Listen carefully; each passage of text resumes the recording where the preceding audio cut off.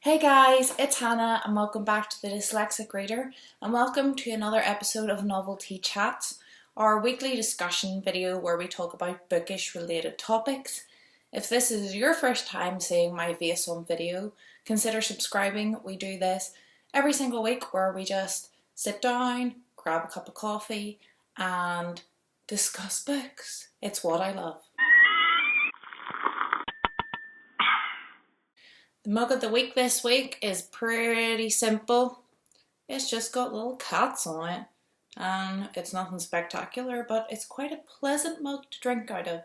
So this is a point in the video where you should pause and go and get yourself a beverage in a mug or a glass or a bottle or whatever else you might drink from. You might have recognised I'm filming in a bit of a different spot today, but you know, life happens, things happen, can't be bothered moving. So I'm just going to sit you down here and talk about it. Reading update, not really to update. I'm reading the Pen Dragon Chronicles, which is a collection of short stories about Arthurian legend, and I've only read the first one. That was days ago, and I haven't picked it up since. Which leads us nicely into our topic for today, which is reading slumps. Now, if you have been watching my channel, you know that the amount that I have been reading since the middle of August has just gone whoosh. I found very little books that I have really enjoyed. My amount of reading has definitely lowered, and I feel like my enjoyment of reading at the minute isn't at its peak. So I'm not sure how everyone defines the dreaded slump, but in my definition, I feel like I'm in a slump. I am still reading, I'm probably more than the average person, but for me, this is kind of a slumpy time. But I'm not really mad about it. On Booktube, I think like it's seen as such a bad thing, a reading slump. It's like, oh no, like a slump, it's the worst thing ever. I've only read one book this week. Whereas the majority of people, at least that I know, would be lucky if they read one book a year. So, yous are still doing good. It's seen as such a negative thing, almost as if you need to have a high quantity to qualify your enjoyment of reading. It's almost as if it's seen on Booktube, well, you don't love reading as much as I do. I read 15 books this month and you only read 12. I feel like that's, obviously nobody says that, but I feel like sometimes that's the sort of feelings that are perpetuated within videos.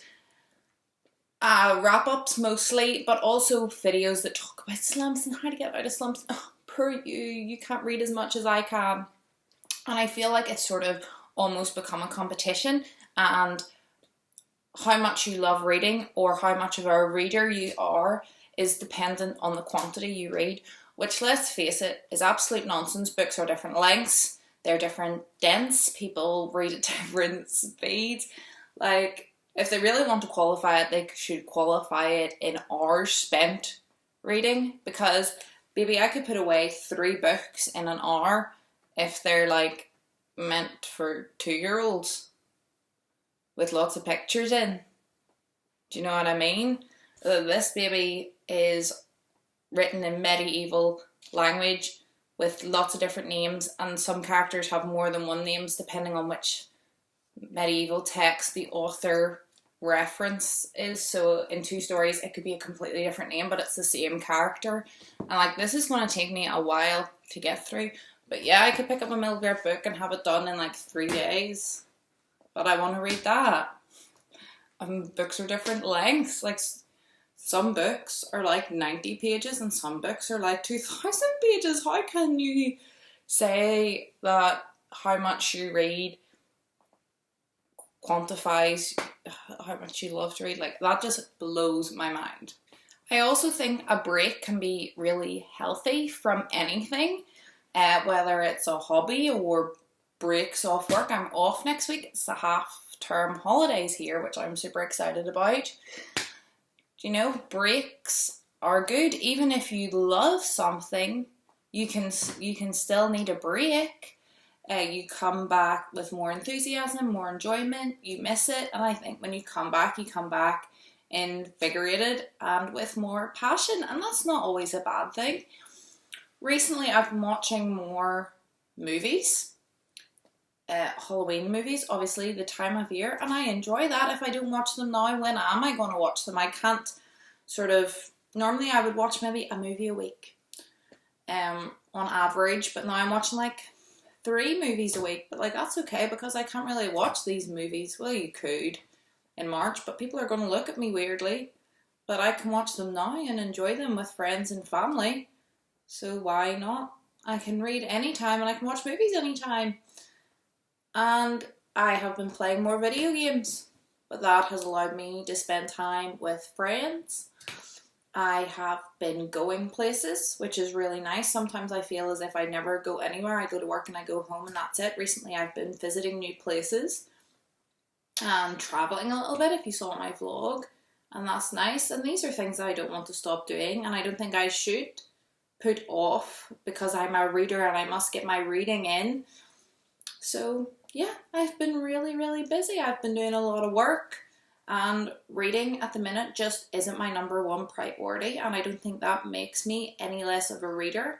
Okay, it maybe means I'm having a bit of a slump because I don't want to put it as number 1, but it's a hobby, and you should never be forced or feel forced to do a hobby, because then it becomes a chore and then you absolutely start hating it. And also you're allowed other hobbies. Like, you can be a reader and still enjoy movies. Like, that's okay. You can spend time watching movies and enjoy that. You can play a sport, and at some times of the year you're going to have to put more time into your sport than other times of the year. So you mightn't get as much reading done because that's taking up more of your spare time. It doesn't mean you're not a reader. I'm going to start to get a little bit annoyed here. So basically, in a quick summary, reading slumps are perpetuated within the Booktube community as being a negative thing. And I would like everyone to take a second to think about that.